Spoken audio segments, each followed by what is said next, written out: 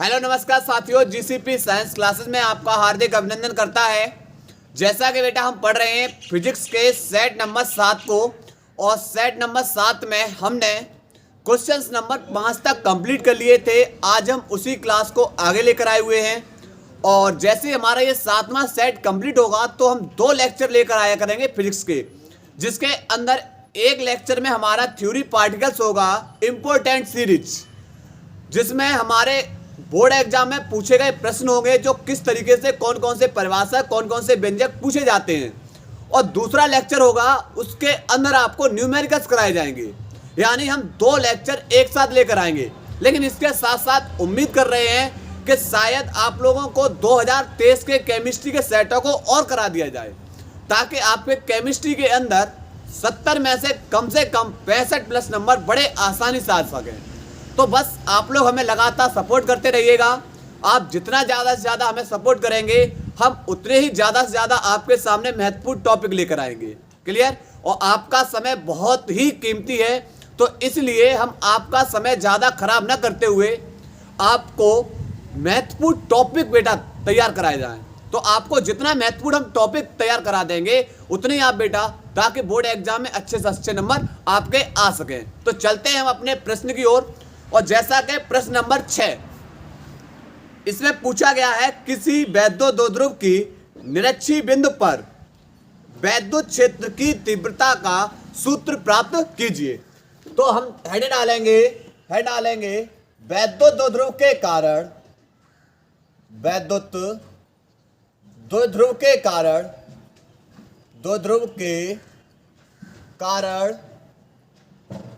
निरक्षीय स्थिति में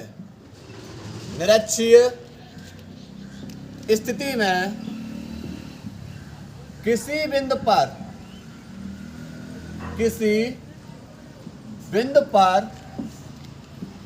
वैद्युत क्षेत्र की तीव्रता, यानी किसी भी बिंदु पर मुझे किसकी गणना करनी है? वैद्युत क्षेत्र की तीव्रता की गणना करनी है। किसके कारण करनी है? वैद्युत द्विध्रुव के कारण। किस स्थिति में करनी है? निरक्षीय स्थिति में। देखो, सबसे पहले इस डेरिवेशन को पढ़ने के लिए हमें पता होना चाहिए भाई वैद्युत द्विध्रुव के बारे में, कि भाई वैद्युत द्विध्रुव बनेगा कैसे। तो देखो यहां पर क्या लेंगे, परिमाण में समान किंतु विपरीत प्रकार के 2 आवेशित कण एक दूसरे से अल्प दूरी पर रखे हैं, तो ऐसा निकाय क्या कहलाता है? वैद्युत द्विध्रुव। मान लिया 2 बिंदु लिए, एक बिंदु ए और एक बिंदु बी। बिंदु ए पर भी आवेश क्यों है, बिंदु बी पर भी आवेश क्यों है? परिमाण में समान है किंतु होंगे कैसे? विपरीत प्रकार के आवेश, एक दूसरे से अल्प दूरी। दोनों आवेशों के बीच की दूरी, जो भी दूरी मापते हैं इसके मध्य बिंदु से मापते हैं। मान लिया इसका मध्य बिंदु ओ है, ओ से और बी तक की दूरी बेटा कितनी है? एल। मान लिया तो ओ से जब बी तक की दूरी एल है, तो ओ से ए तक की दूरी भी कैसी होगी? एल। क्यों? क्योंकि दोनों के मध्य बिंदु से माप रहे हैं। निरक्षीय स्थिति है। अगर अच्छी स्थिति बोलता तो दोनों आवेशों से होकर जाने वाली रेखा अच्छी स्थिति, दोनों आवेशों के लंबवत रेखा कौन सी स्थिति कहलाएगी? निरक्षीय स्थिति। तो इसके मध्य बिंदु ओ से आर दूरी पर, कितने आर दूरी पर निरक्षीय स्थिति में एक बिंदु कौन स्थित है? बिंदु पी स्थित है। और इसी बिंदु पी पर हमें किसकी गणना करनी है? वैद्युत क्षेत्र की तीव्रता। अब आवेश कौन है? दोनों आवेश हैं। इन दोनों आवेशों के कारण बिंदु पी पर हमें वैद्युत क्षेत्र की तीव्रता ज्ञात करनी है। तो सबसे पहले क्या करेंगे, बिंदु पी से बी को मिला दीजिए और बिंदु पी से ए को मिला दीजिए, क्योंकि पहले माइनस क्यू आवेश के कारण कितनी वैद्युत क्षेत्र की तीव्रता है, प्लस क्यू आवेश के कारण कितनी वैद्युत क्षेत्र की तीव्रता है, फिर इन दोनों का परिणामी। अब देखो, अब चूंकि यह बेटा कैसी राशि है? एक सदिश राशि है, और सदिश राशि है तो भैया इसमें दिशा की आवश्यकता होगी। बिंदु P से प्लस Q आवेश इधर है, तो इसके विपरीत कौन होगी? वैद्युत क्षेत्र की तीव्रता की दिशा। मान लिया ये कौन मान लिया? E2। ऐसे इधर बिंदु P से माइनस Q आवेश इधर है, और जिस और माइनस आवेश होगा वैद्युत क्षेत्र की तीव्रता भी उधर ही होगी, यानी इसे मान लिया E1। आप इस रेखा को बेटा क्या कर दो, आगे बढ़ा सकते हो। ये एंगल थीटा, ये भी एंगल कितना है, थीटा। एक लंब डाल दे रहे, इन दोनों घटकों के बीच में एक लंब डाल दिया। ये एंगल मान लिया बेटा, जब ये एंगल थीटा है तो ये भी एंगल कितना हो जाएगा, थीटा हो जाएगा। क्लियर? तो यहां से सबसे पहले क्या करेंगे आप लोग बेटा, इसे वेक्टर रूल से हल करेंगे। किससे? वेक्टर रूल से। देखो ये बेटा क्या है, ये एक घटक है और ये एक कोण रहा। जब आप घटक को घुमाओगे थीटा कोण पे अंदर की ओर, इसके समांतर कर दोगे, इसके समांतर कर दोगे तो कोण कौन सा लेंगे, कॉस थीटा। घटक को जब थीटा कोण पे अंदर की ओर लेकर जाओगे कोण लेंगे कॉस, और घटक को जब बाहर की ओर लेकर आओगे तो कोण कौन सा लेंगे, साइन। कोण कौन सा लेंगे, साइन थीटा। क्लियर? घटक को थीटा कोण पे अंदर की ओर समांतर कर दिया कॉस, घटक को थीटा कोण पर इसके समांतर कर दिया, क्या ले लेंगे, साइन। बस थीटा कोण से बाहर जा रहा है या अंदर, ठीक है। अब देखो इस घटक को बेटा थीटा कोण पे जाओ अंदर की ओर लेकर आएंगे और किसके समांतर कर देंगे, इधर। घटक की डायरेक्शन ये थी, समांतर कर दिया, डायरेक्शन इधर हो गई। कोण कौन सा लेंगे, कॉस थीटा। कौन सा घटक घुमाया, E2, तो कौन हो जाएगा, E2 कॉस थीटा। अब इस घटक को बेटा घुमाया और इसके कैसा कर दिया, समांतर कर दिया। थीटा कोण से बाहर जा रहा है इसलिए कौन लेंगे, साइन थीटा। कौन सा घटक लेकर गए, E2, और दिशा किधर होगी इसकी, ऊपर। ऐसे इस घटक को बेटा डायरेक्शन अभी इधर है, घुमाया, इसके समांतर कर दिया, अक्ष के समांतर कर दिया, और अक्ष के समांतर करेंगे कोण कौन सा आ जाएगा, कॉस थीटा। घटक कौन सा है, E1। ऐसे ही इस घटक को बेटा किसके समांतर कर दें, निरक्ष के, और निरक्ष के समांतर करेंगे। घटक की डायरेक्शन अभी इधर थी, नीचे आ जाएगी, नीचे की ओर, और कोण कौन सा आ जाएगा, घटक होगा E1 और कोण कौन सा होगा, साइन थीटा। घटक कौन सा होगा, साइन थीटा। क्लियर? तो ये हो गया बेटा, हमने बना लिया इस तरीके से। अब क्या होगा समझो, जब दो समान घटक एक दूसरे के विपरीत हो जाते हैं, जब दो समान घटक एक दूसरे के विपरीत हो जाते हैं तो एक घटक दूसरे घटक को क्या कर देता है, निरस्त। और जब दो समान घटक एक ही ओर हो जाते, एक ही दिशा में हैं, तो ये दोनों के दोनों क्या हो जाते हैं, आपस में जुड़ जाते हैं। दोनों क्या हो जाएंगे, जुड़ जाएंगे। विपरीत घटक एक दूसरे को निरस्त कर देंगे और समान घटक एक ही दिशा में होंगे तो क्या हो जाते हैं, जुड़ जाते हैं। अब आपसे पूछा जाए कि बेटा बताओ बिंदु P से, बिंदु B से और बिंदु P तक की दूरी, बिंदु A से और बिंदु P तक की दूरी, तो इसके लिए आप क्या करो, एक ट्रायंगल को क्या कर लेंगे, बाहर निकाल लेंगे। मान लिया ये वाला ट्रायंगल ले लेंगे। कौन सा ट्रायंगल लिया, ये पॉइंट B है, ये P है और ये कौन है, O। ये कौन थीटा है, ये वाली दूरी L है और ये दूरी बेटा कौन है, R। थीटा के सामने वाली भुजा हमेशा कौन होती है, लंब। 90 अंश के सामने वाली भुजा कौन सी होती है, कर्ण। तो जो बचेगा वो कौन बचेगा, आधार। कौन बचेगा, आधार। क्लियर? कौन सी क्या लगा देंगे, पाइथागोरस प्रमेय। पाइथागोरस प्रमेय से क्या है, पाइथागोरस प्रमेय। पाइथागोरस प्रमेय है कर्ण का वर्ग बराबर लंब का वर्ग प्लस में आधार का वर्ग, आधार का वर्ग। क्लियर? अब एक चीज बता बेटा, कर्ण वाली भुजा तो हमें निकालनी है, कर्ण तो हमें निकालना है, तो कर्ण वर्ग बराबर लंब वाली भुजा बेटा कौन सी है, लंब वाली भुजा है OP और ये दूरी कितनी है, R, तो R का वर्ग प्लस आधार O से B तक की वाली ये वाली भुजा है, OB भुजा है, दूरी कितनी है, L, तो L का वर्ग। स्क्वायर हटाओगे इस पे अंडर रूट आ जाएगा, तो कर्ण बराबर अंडर रूट में R स्क्वायर प्लस में L स्क्वायर। तो कर्ण बराबर कितना निकला, अंडर रूट में R स्क्वायर प्लस में L स्क्वायर। सेम दूरी ये भी है क्योंकि ये दूरी L है और ये R है, तो ये भी बिल्कुल निकलेगा अंडर रूट में R स्क्वायर प्लस में L स्क्वायर, अंडर रूट में R स्क्वायर प्लस में L स्क्वायर। ठीक है? अब बेटा करेंगे माइनस Q आवेश के कारण देखा है वैद्युत क्षेत्र तीव्रता प्लस Q आवेश के कारण। देखो तो लिखेंगे माइनस Q आवेश के कारण, माइनस Q आवेश के कारण बिंदु P पर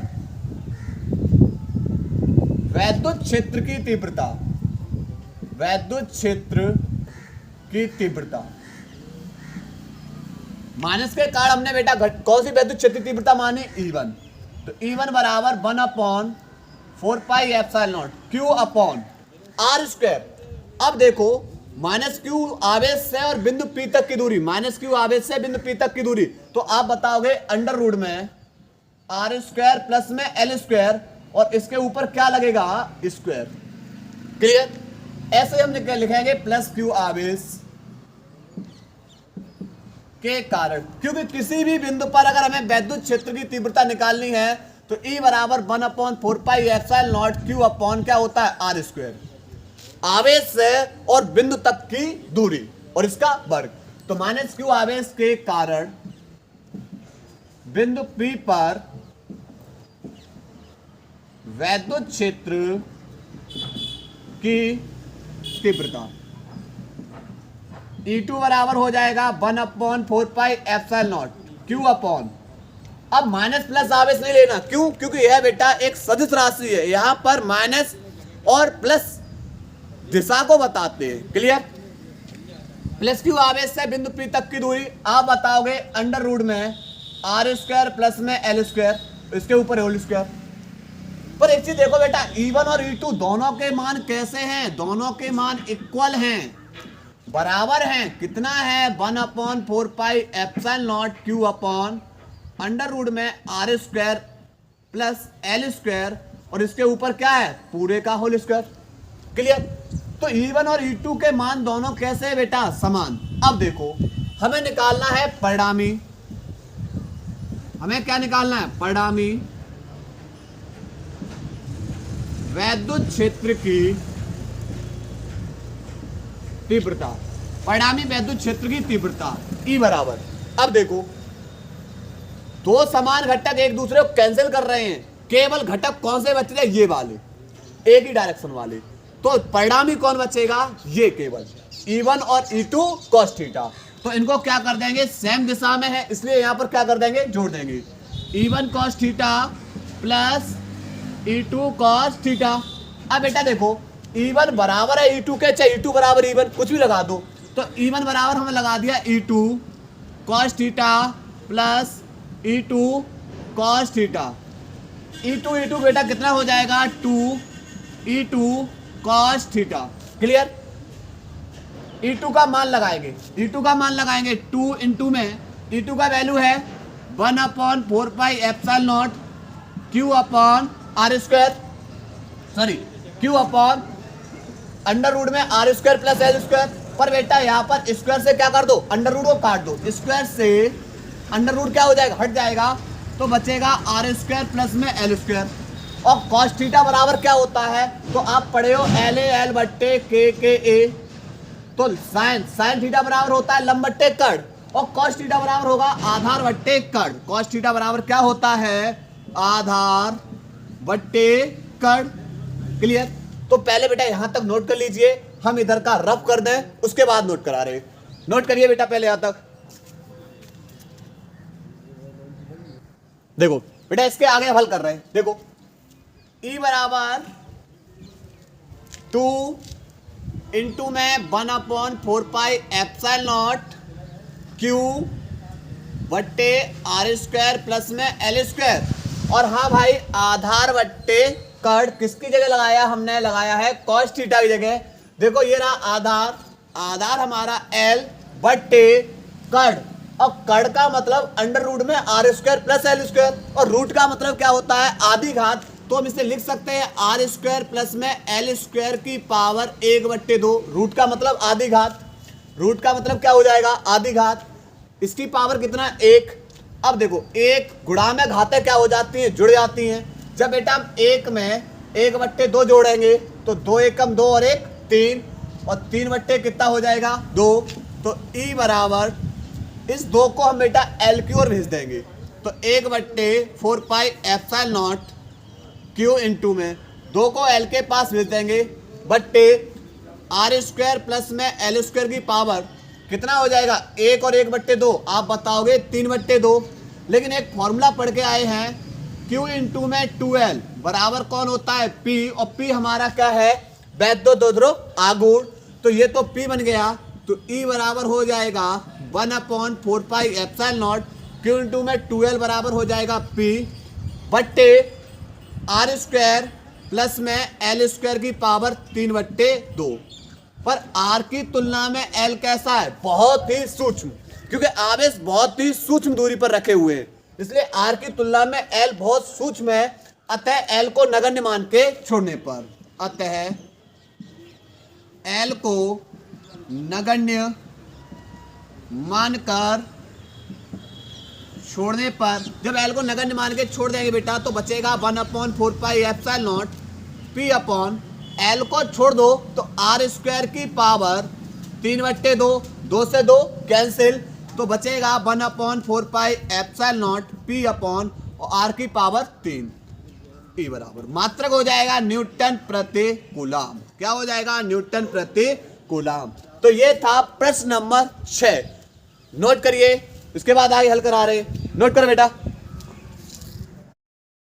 इसके बाद बेटा प्रश्न नंबर 6 का जो अथवा है वह अथवा प्रश्न सेट नंबर 1 में 9 का अथवा प्रश्न है, तो आप लोग वहां से कर लेना। हम बेटा 7वां प्रश्न करा रहे हैं, और 7वां प्रश्न क्या बोल रहा है?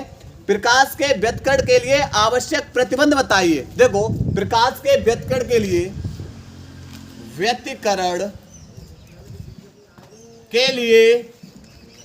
आवश्यक शर्तें भाई क्या शर्तें हैं? नंबर 1, पहला, दोनों तरंगों की आवृत्तियां समान हो, दोनों तरंगों के तरंग दैर्घ्य समान हो, दोनों तरंगों के आयाम समान होने चाहिए, और दो प्रकाश स्रोत के बीच की दूरी कैसी होनी चाहिए? बहुत ही कम होनी चाहिए। क्लियर? तो ये है बेटा क्या? व्यतिकरण की शर्तें। नंबर 1, पहला है दोनों तरंगों की तरंग दैर्घ्य समान हो। दूसरा पॉइंट, दोनों तरंगों की आवृत्ति तथा आयाम समान हो। नंबर 3, दो प्रकाश स्रोत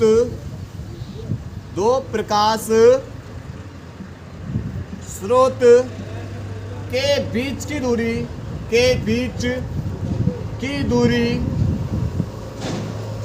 बहुत कम हो। इसके बाद बेटा सवाल दे रखा है, सवाल है दिया है, क्या दे रखा है?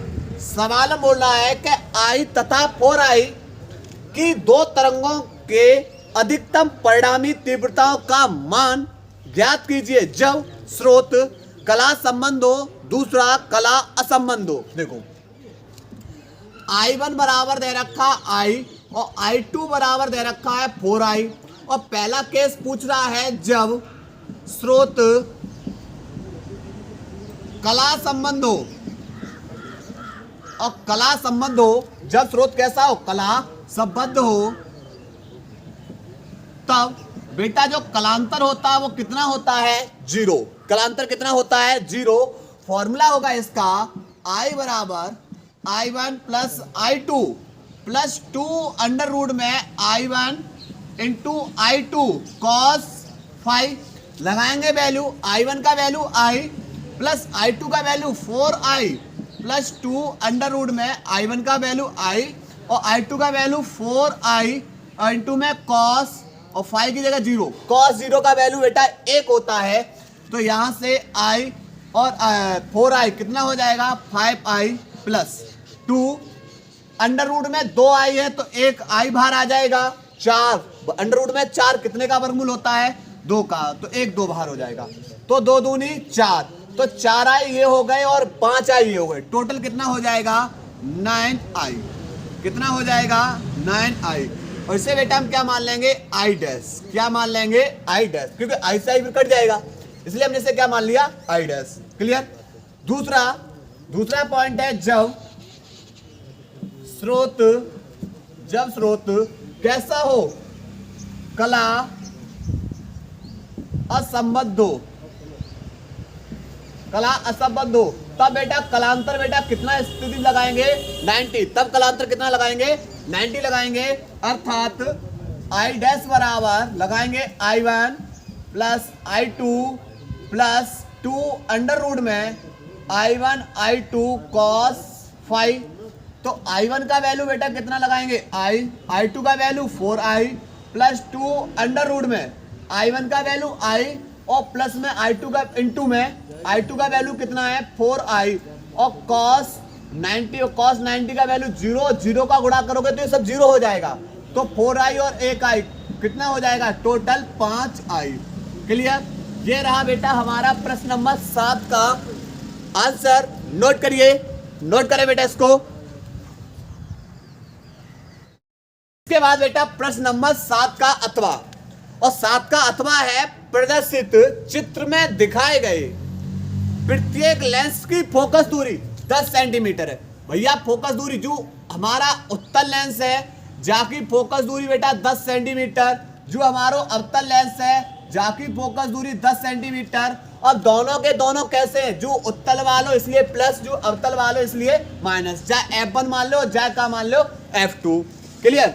उसके बाद बिंदु O के प्रतिबिंब, बिंदु O है O के प्रतिबिंब की दूरी किससे, उत्तल लेंस से दूरी ज्ञात कीजिए तथा किरण आरेख भी बनाइए। यदि दोनों लेंसों को संपर्क में रख दिया जाए तब संयुक्त लेंस की क्षमता क्या होगी। देखो सबसे पहले इस लेंस से वस्तु कितनी दूरी पर रखी हुई है, तो आप बताओगे 20 सेंटीमीटर दूरी पर, तो U1 बराबर कितना हो जाएगा 20 सेंटीमीटर। वस्तु इधर है चिन्ह माइनस का, तो प्रतिबिंब की स्थिति बतानी यानी V1, प्रतिबिंब की स्थिति बतानी यानी V1। लेंस का फॉर्मूला 1/F1 बराबर 1/V1 माइनस के 1/U1।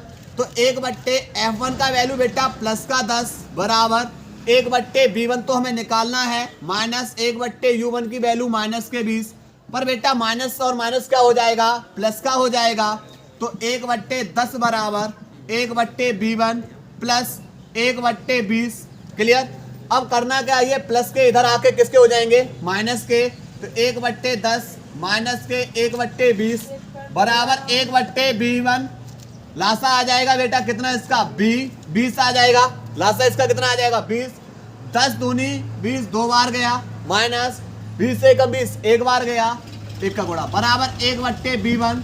तो 2 में से 1 गया 1/20 बराबर 1/V1 बराबर 1/V1। तो V1 बराबर बेटा कितना निकलेगा 20 सेंटीमीटर। V1 बराबर कितना निकलेगा 20 सेंटीमीटर। यानी इस वस्तु से बेटा क्या जा रही है, इस वस्तु से किरणें जाएंगी, किरणें जाएंगी और इनका जो प्रतिबिंब बनेगा वो कितनी दूरी पर बन रहा है, इनका जो प्रतिबिंब बन रहा है वो कितनी दूरी पर रहा है 20 सेंटीमीटर दूरी पर। यहां पर ये हो गई प्रतिबिंब की दूरी 20 सेंटीमीटर की दूरी पर प्रतिबिंब बन रहा है। क्लियर। अब इन किरणों को हम क्या करेंगे आगे की ओर ले जाएंगे और ये प्रतिबिंब बेटा इस लेंस का जो प्रतिबिंब बन रहा है यही प्रतिबिंब दूसरे वाले लेंस के लिए वस्तु का काम करना शुरू कर देता है और दूसरे वाले लेंस के लिए बेटा वस्तु का काम करना शुरू कर देगा। तो यहां से टोटल दूरी 30 है, ये दूरी 20, तो बची कितनी 10। तो यानी U2 बराबर बेटा कितना हो जाएगा 10 सेंटीमीटर। पहले वाले लेंस का प्रतिबिंब दूसरे वाले लेंस के लिए वस्तु बन जाता है, दूसरे वाले लेंस के लिए क्या बन जाएगा वस्तु बन जाता है। क्लियर। अब ये वस्तु बन गया तो दूसरे लेंस के लिए अब यहां हल कर रहे हैं बेटा दूसरे लेंस के लिए, दूसरे लेंस के लिए वस्तु कितना हो गया U2 बराबर 10 सेंटीमीटर। लेंस से इधर है चिन्ह माइनस का, फोकस दूरी F2 बराबर कितना है माइनस के 10 सेंटीमीटर। हमें बताना इसका प्रतिबिंब कितनी दूरी पे बनेगा, इसका प्रतिबिंब कितनी दूरी बनेगा। तो यहाँ पर 1/F2 बराबर 1/V2 माइनस के 1/U2, 1/F2 का वैल्यू माइनस के 10 बराबर 1/V2, V2 निकालना है माइनस के 1/U2 बराबर माइनस के 10। माइनस माइनस कितना हो जाएगा प्लस हो जाएगा, माइनस माइनस क्या हो जाएगा प्लस हो जाएगा तो माइनस के 1/10 बराबर 1/B2 प्लस 1/10। माइनस इधर प्लस के दूसरी ओर जाके माइनस के हो जाएंगे तो माइनस के 1/10 बराबर 1/B2। हर समान है, अंशों को जोड़ देंगे। माइनस के 1 माइनस के 1 माइनस के 2/10 बराबर माइनस के B2। 2 एकम 2 2 पंजे 10। तो यहाँ पर B2 बराबर हो जाएगा माइनस के 5 सेंटीमीटर, यानी माइनस के 5 सेंटीमीटर। प्रतिबिंब बेटा कितना बढ़ रहा है? माइनस के 5 सेंटीमीटर का मतलब है प्रतिबिंब इधर बढ़ रहा है। तो यहाँ पर एक किरण बेटा इधर चली जाएगी और दूसरी किरण इधर। अब इन किरणों को हम पीछे की ओर लेकर जाएंगे। जहां पर ये किरणें बेटा एक दूसरे को काट देंगी वहीं पर क्या बन जाएगा? इसका प्रतिबिंब। कितनी दूरी पे बढ़ रहा है? 5 सेंटीमीटर दूरी पर, यानी B2 बराबर ये बेटा यहाँ पर प्रतिबिंब बढ़ रहा है। कितना बढ़ रहा है? B2 बराबर 5 सेंटीमीटर। B2 बराबर कितना है? 5 सेंटीमीटर। क्लियर? तो ये हो गया B2 5 सेंटीमीटर दूरी पर। इसका प्रतिबिंब कितनी दूरी पर बना? 20 सेंटीमीटर दूरी पर। पहले वाले लेंस का प्रतिबिंब दूसरे वाले लेंस के लिए क्या बन जाता है? वस्तु बन जाता है। क्लियर? उसके बाद हमसे क्या पूछी है? क्षमता पूछी है। तो पहले इतना नोट करेंगे, उसके बाद बेटा तब क्षमता बता रहे हैं। नोट करिए, उधर बेटा हल कर रहे हैं, नोट करिए। देखो बेटा क्षमता निकालते हैं। तो देखो पहले बेटा संयुक्त लेंस की फोकस दूरी निकाल रहे हैं। संयुक्त लेंस की फोकस दूरी क्या होती है? संयुक्त लेंस की फोकस दूरी 1/f बराबर 1/f1 प्लस 1/f2। f1 का वैल्यू प्लस के 10 है प्लस f2 का वैल्यू माइनस के 10 है। तो ये तो बेटा कैंसिल हो जाएंगे। तो 1/f बराबर कितना निकलेगा? 0। तो f बराबर बेटा कितना हो जाएगा? 0, यानी फोकस दूरी 0। तो p बराबर क्या होता है? p बराबर होता है 1/f और f का वैल्यू क्या है? 0। तो लेंस की क्षमता कितनी निकलेगी? यहाँ पर 0। लेंस की क्षमता कितनी निकलेगी? 0 निकलेगी। नोट करिए बेटा, इसको नोट करेंगे, नोट करो। उसके बाद बेटा प्रश्न नंबर 8वें का जो प्रश्न है वह प्रश्न बोल रहा है हाइड्रोजन परमाणु के लिए बोहर की परिकल्पनाएं क्या हैं। बेटा ये क्वेश्चन हम सेट नंबर 1 में 6वां है, सेट नंबर 2 में 8वां प्रश्न है। लेकिन इसके आगे बोल रहा है हाइड्रोजन परमाणु के मूल स्तर के इलेक्ट्रॉन के लिए निम्नलिखित को लिखिए। नंबर 1 बंधन ऊर्जा। बंधन ऊर्जा होती है इसकी 13.6 इलेक्ट्रॉन वोल्ट। कौड़ी संवेग होता है NH/2π। पर हाइड्रोजन बेटा कितना होता है? परमाणु क्रमांक कितना होता है? 1। तो n की जगह कितना लगा देंगे? 1। तो 1 इंटू में H/2π, अर्थात क्या हो जाएगा? H/2π। और कुल ऊर्जा होती है इसकी माइनस के 13.6 इलेक्ट्रॉन वोल्ट। कितना हो जाएगा? माइनस के 13.6 इलेक्ट्रॉन वोल्ट। और इसी में बोल रहा है इसका 8 का अथवा प्रश्न, नाभिकीय विखंडन तथा नाभिकीय संलयन में क्या अंतर है। इसको बेटा हमने पूर्ण रूप से अवक्रियाओं सहित सेट नंबर 4 के अंदर कंप्लीट करा दिया है। तो आप यहां से बेटा देख लीजिएगा, नोट करिए। इसके बाद 9वां प्रश्न करा रहे हैं, नोट करिए। इसके बाद बेटा प्रश्न नंबर 9 और 9वां प्रश्न बोल रहा है एन टाइप तथा पी टाइप अर्धचालकों में अंतर स्पष्ट कीजिए। हमने 2 सेटों के अंदर कराए हुए हैं, एक तो सेट 1 में और सेट 6 में। सेट 1 में बेटा क्वेश्चंस और सेट 5 में बेटा क्वेश्चंस है। क्लियर? तो ये 2 सेटों में हमने इनको प्रश्न करा दिया गया है। लेकिन इसके अलावा आगे बोल रखा है, क्या बोल रहा है कि दिखाइए कि दोनों तरह के अर्धचालक विद्युत के उदासीन होते हैं। देखो विद्युत के उदासीन कब होंगे? जब पी टाइप अर्धचालक से कोटर का विसरण एन टाइप अर्धचालक में, यानी पी टाइप जो अर्धचालक से जो कोटर है वह किस में चले जाएं? एन टाइप में। और यहाँ पर जो एन टाइप से जो इलेक्ट्रॉन है, एन टाइप से जो इलेक्ट्रॉन है वह कहाँ चले जाते हैं? पी टाइप क्षेत्र के कोटर में चले जाते हैं। तो यहाँ पर विसरण के बाद यह आवेश वाहक अपने पूरकों से मिलकर परस्पर कैसे हो जाते हैं? उदासीन। यानी जब प्लस वाला माइनस से मिलेगा, माइनस वाला प्लस से मिलेगा, कोटर इलेक्ट्रॉन से इलेक्ट्रॉन कोटर से मिलेंगे, तो ये कैसे हो जाते हैं? विद्युत के उदासीन हो जाते हैं। क्लियर, नोट करिए। इसके बाद एक प्रश्न और बचा हुआ है। इसी के साथ हमारे सातों के सातों सेट 2024 के कंप्लीट हो जाएंगे। और लास्ट में हम आपको एक सूचना भी देंगे, जो हमने शुरुआत में बोला है हम लास्ट में ही बोल के जाएंगे बेटा। आपको नोट करिए बेटा, इस प्रश्न को नोट करें। इसके बाद बेटा प्रश्न नंबर 9 का अथवा, और यह हमारे 7वें सेट का अंतिम प्रश्न है। क्या बोल रहा है? बोल रहा है पीएन संधि में अग्र अभिनत दूसरा पश्च अभिनत अभिलक्षणों की विवेचना कीजिए। दोनों दशाओं में धारा के उत्पन्न होने का कारण तथा दिशा स्पष्ट कीजिए। देखो, सबसे पहले बात करें किसकी? पीएन संधि की। जब पी टाइप अर्धचालक को एन टाइप अर्धचालक से जोड़ा जाता है तो यह संयोजन क्या कहलाता है? पीएन संधि डायोड कहलाता है। पीएन संधि डायोड में जो पी क्षेत्र में बहुसंख्यक आवेश वाहक यानी बहुत ज्यादा कौन होंगे? तो पी क्षेत्र में मतलब पॉजिटिव मतलब कोटर, तथा एन क्षेत्र मतलब निगेटिव, उसके अंदर कौन ज्यादा होंगे? बहुसंख्यक आवेश वाहक इलेक्ट्रॉन होते हैं। क्लियर। उसके बाद पीएन संधि डायोड में वैद्युत धारा का प्रभाव। जब पीएन संधि डायोड में हम वैद्युत क्षेत्र को स्थापित नहीं करते हैं तो इसमें वैद्युत धारा कैसी होती है? बहुत ही नगण्य होती है, बहुत ही सूक्ष्म। लेकिन जब हम क्या करेंगे? जब हम इसके सिरों पर पीएन संधि के सिरों पर हम वोल्टेज को लगाएंगे तो वोल्टेज को लगाने पर पीएन संधि डायोड में दो प्रकार की धारा प्रवाहित होने शुरू होती है। दो दिशाओं में धारा प्रवाहित होती है। पहली धारा है वो है अग्र अभिनत। पहला क्या है? अग्र अभिनत। अग्र अभिनत किसे बोलेंगे?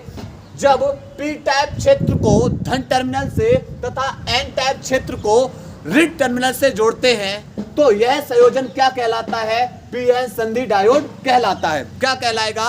पीएन संधि डायोड कहलाएगा। इस स्थिति में क्या होता है? इस स्थिति में पीएन संधि डायोड में पी क्षेत्र से एन क्षेत्र की ओर वाय क्षेत्र स्थापित होता है। यानी जो विद्युत क्षेत्र स्थापित होगा वो किधर होगा? पी क्षेत्र से एन क्षेत्र की ओर क्या उत्पन्न हो जाता है? वह वैद्युत क्षेत्र स्थापित हो जाता है। वैद्युत क्षेत्र ई के कारण जो कोटर हैं वो पी क्षेत्र से किधर जाने शुरू हो जाते हैं? एन क्षेत्र की ओर। वैद्युत क्षेत्र की दिशा में ही चलने लगते हैं और संधि के समीप पहुंचकर कोटर तथा इलेक्ट्रॉन आपस में मिलेंगे और क्या हो जाते हैं? विलुप्त हो जाते हैं। क्या हो जाएंगे? विलुप्त हो जाएंगे। यह हमारा किसका ग्राफ रहा? अग्र अभिनत। अब बात करेंगे किसकी? पश्च अभिनत की या उत्क्रम अभिनत। तो उत्क्रम अभिनत में क्या होगा? जब क्या करेंगे? जब पी टाइप क्षेत्र को ऋण टर्मिनल तथा एन टाइप क्षेत्र को धन टर्मिनल से जोड़ते हैं तो यह संयोजन हमारा क्या कहलाता है? यह संयोजन हमारा कहलाता है उत्क्रम अभिनत। क्या कहलाएगा? उत्क्रम अभिनत। इस स्थिति में जो पीएन संधि डायोड है, पीएन संधि डायोड में एन से पी की ओर, इसमें क्या किया गया था? पी से एन की ओर, और इसमें एन से पी की ओर एक बाह्य वैद्युत क्षेत्र उत्पन्न होता है। कौन उत्पन्न होगा? बाह्य वैद्युत क्षेत्र उत्पन्न हो जाता है जो आंतरिक वैद्युत क्षेत्र से कैसा होता है? आंतरिक वैद्युत क्षेत्र की सहायता करता है।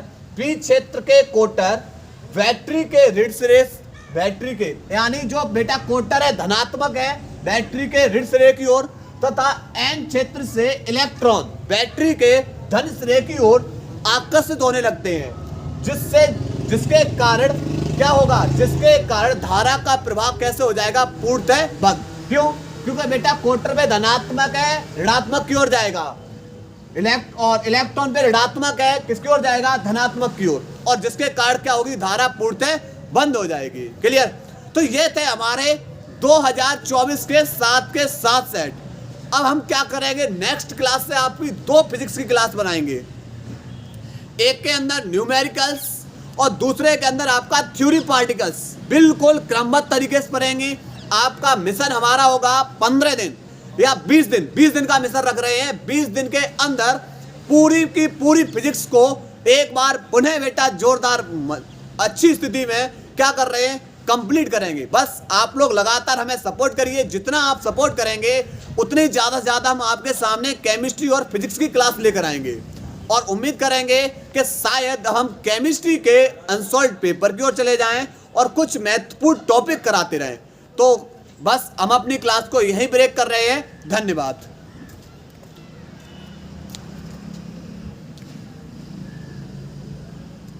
आती जाती